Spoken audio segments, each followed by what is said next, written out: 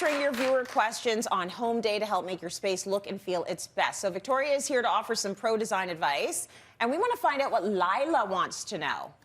Hi Tracy, my name's Lila. I'm looking for some help with placing furniture in this lower level space, which you could see is long and narrow and also has a pillar in it, which you can see behind me, which has plumbing in it. And so it has to stay in place, but it also adds to the difficulty in determining how to place furniture down here. So any suggestions you might have would be greatly appreciated. Thank you.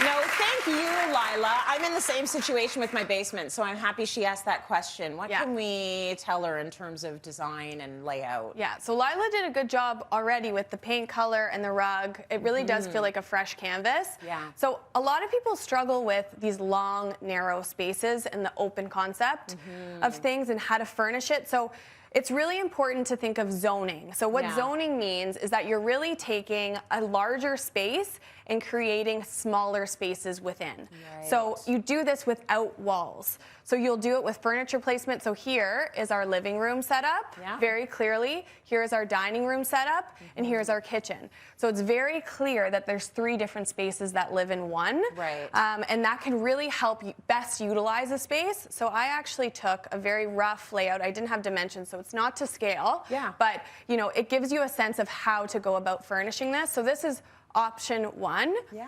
I will say a really quick and easy foolproof way to do this is with rugs. So the second that you start delineating the space with rugs, all of a sudden it feels like 2 separate zones. So here I made a conversation piece. I have a little inspiration photo here of that. Nice. Just 4 chairs, and it kind of just feels separate from this living area where I have the TV. Yes. So that's something that's great, and also the circulation feels good to me there. A way to really separate it too is a low console by separating the 2 zone space. So that's perfect here, and it kind of just leads into the next space. So there's a nice transition.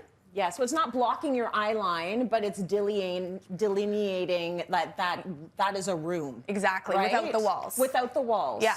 Okay, so option 2 is where I added a focal point, which I think that space was missing.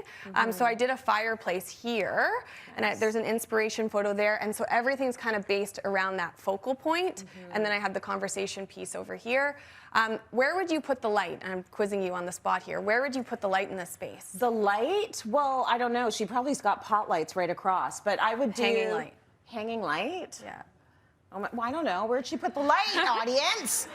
Do we put it over? Do we put it over there? Yes. Oh, we do. Yes. You got it. Yeah, we do. Yeah, we do.